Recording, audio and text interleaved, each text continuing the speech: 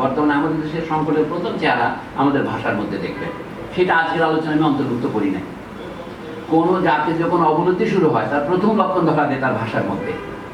কোনো মানুষ যখন উন্মাদ হয় তখন প্রথমে দেখা যায় তার ভাষার কথা এলোমেলো আবোল তাবোল হতে শুরু করে। একটা আবোল তাবোল শিশু বলে, আর একটা আবোল তাবোল পাগলে বলে। আমরা বলি না পাগলে কি না বলে, ছাগলে কি না খায়। তো এটা আমাদের ভাষার মধ্যে এখন একটা আবোল তাবোল ভাব আসছে। বিশেষ করে যখন বাংলা বই পড়ি আমি, আমাদের প্রায় বিশ্ববিদ্যালয় এবং কলেজের শিক্ষকরা বলেন এটা বাংলায় লেখা যায় না, গণিত বাংলায় লেখা যায় না, পদার্থবিজ্ঞান লেখা যায় না, সেগুলো তো বাদ দিলাম, এমনকি কিন্ডারগার্টেনের বইও বাংলায় লেখা যায় না।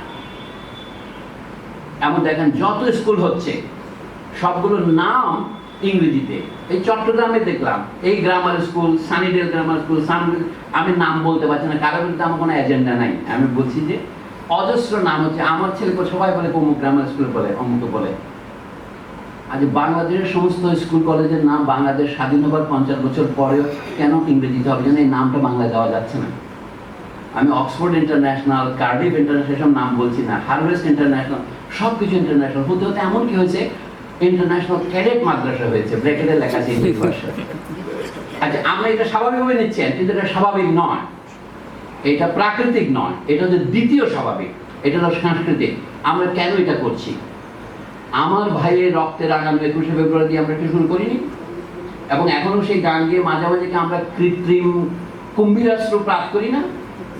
তখন 52 সনে আমাদের অনেক ছাত্র প্রাণ দিয়েছিলেন কি জন্য? বাংলা যেন নতুন সদ্য নতুন সৃষ্ট পাকিস্তান নামক রাষ্ট্রের সরকারি ভাষা হয়।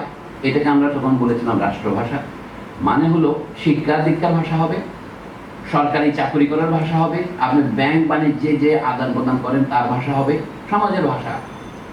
পাকিস্তানিরা বলল তোমাদের ভাষা বাড়িতে বাংলা বলতে অসুবিধা নাই, কিন্তু পাকিস্তানে তুমি মানি অর্ডার লিখবা, এই মানি অর্ডার ফর্ম হবে উর্দুতে। তখন প্রচার করা হতো মানি অর্ডার ফর্ম, আমরা মানি অর্ডার ইংরেজিতে বলি, বাংলা বলি মানি অর্ডার। এটাই হচ্ছে বাংলা অনুবাদ। যে মানি অর্ডার ফর্ম ইংরেজিতে থাকবে, ব্রিটিশ আমলে ইংরেজিতেই ছিল, আমি ওখান থেকে শুরু করছি, তারপরে শুধু উর্দুতে থাকবে। এটা কেমন করে হয়? তখন পূর্ব বাংলার জনসংখ্যা ছিল সমগ্র পাকিস্তানের জনসংখ্যা 63 জন, 56 জন নয়, 56টা পরে হয়েছে। জনসংখ্যার আদান প্রদানের ফলে কমে গেছে। পশ্চিম পাকিস্তানে ভারত থেকে অনেক বেশি লোক গিয়েছে এবং পূর্ব বাংলা থেকে অনেক হিন্দু ভারতে চলে গিয়েছে, ফলে এটা পরবর্তীকালে 56। তা আমরা তখন বলি কি 56 জনের মাতৃভাষা বাংলা, সেটা পাকিস্তানের রাষ্ট্রভাষার মর্যাদা পাবে না কি করে হয়? কিন্তু এখন বাংলাদেশের শতকরা 99 জনের মাতৃভাষা বাংলা। এখন দেখেন বাংলার জায়গায় ইংরেজি আসতেছে, কি আসতেছে, কেমন ভাবে? এটা আন্তর্জাতিক ভাষা, গ্লোবাল ল্যাঙ্গুয়েজ। আমার মনে হয় বাংলাদেশে এমন একজন সুস্থ লোক পাওয়া যাবে না, এমন একজন মানুষ পাওয়া যাবে না যিনি ইংরেজি শেখার বিরোধিতা করবেন। কাজে যেটা প্রশ্ন নয় সেটাকে প্রশ্ন আকারে দিয়ে আপনাকে লাঞ্ছিত করা, এটা হচ্ছে সংকটের একটা চেহারা। আমি বললাম যে বাংলা শেখাটা বাদ না দিয়ে ইংরেজি শেখেন, যেমন আগে ব্রিটিশ আমলে আমরা তাই করেছি। 1940 পর্যন্ত আপনারা জানেন কলকাতা বিশ্ববিদ্যালয়ের অধীনে ম্যাট্রিকুলেশন পরীক্ষা হতো। সেই পরীক্ষায় ইংরেজি ছাড়া অন্য ভাষায় দেওয়া যেত না। ইংরেজি বিষয় নয়, আপনি গণিত ইংরেজিতে উত্তর দেবেন। আমরা এখানে মনে করো এবিসি একটি ত্রিভুজ, তখন let ABC be a triangle, এইভাবে লিখতে হতো। আমি তো, আমার বাবা পড়েছেন সেই ইংরেজি মিডিয়ামে, ক্লাস 7 থেকেও তাদের ইংরেজি মিডিয়ামে পড়তে হতো। সেইটা উঠে গিয়ে 40 সনে বিধান হলো, ব্রিটিশ শাসন তখনও বলবৎ,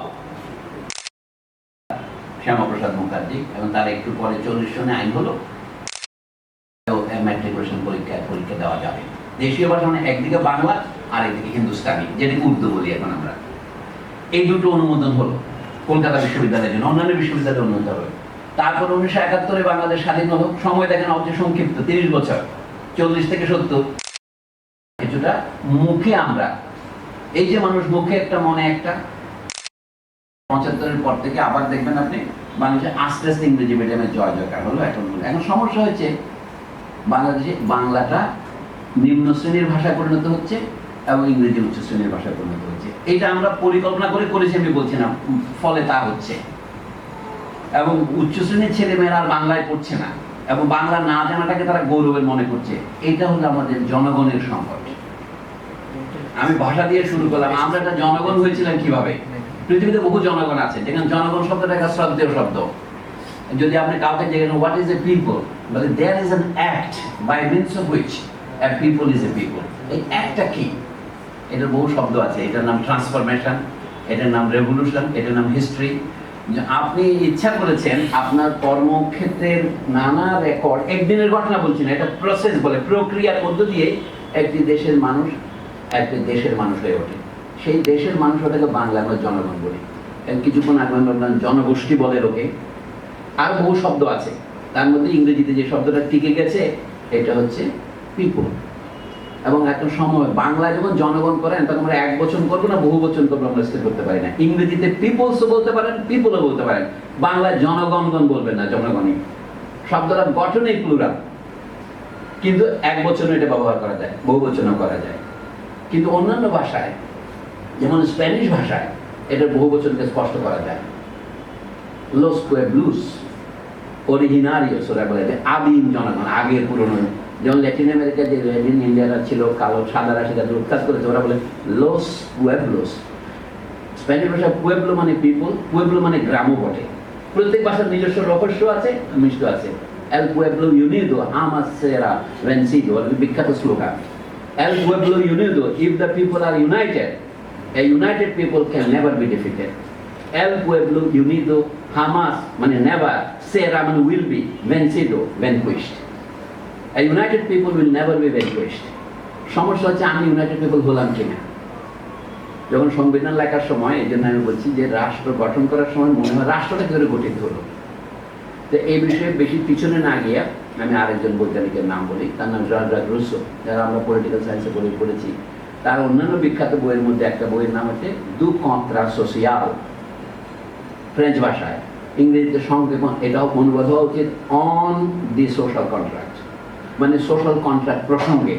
এই প্রসঙ্গের শব্দের অর্থ হচ্ছে এটা সম্পূর্ণ নয়। অন দি সোশ্যাল কন্ট্রাক্ট মানে হচ্ছে সোশ্যাল কন্ট্রাক্ট সম্বন্ধে যত কথা বলার আছে সব কিছু আমি বলি নাই, আমি এই বিষয়ে কিছু কথা, আমরা বলি না এই বিষয়ে দুটি কথা, এই দুটি কথা প্রকাশ পায়। মানে এই কথাটা আমি বলছি এর জন্য উনি বলেন আমি একটা প্রস্তাব করছি, আমরা যে রাষ্ট্র হয়ে উঠলাম, এখন আমি পিছনে ফিরে তাকাচ্ছি আমরা কিভাবে রাষ্ট্র হলাম। উনি বলেন একটা ফিকশন বা গল্প তৈরি করলেন, যে মনে করেন আমরা সবাই একসাথে বসেছি, আমরা সবাই বসে একটা চুক্তি করলাম।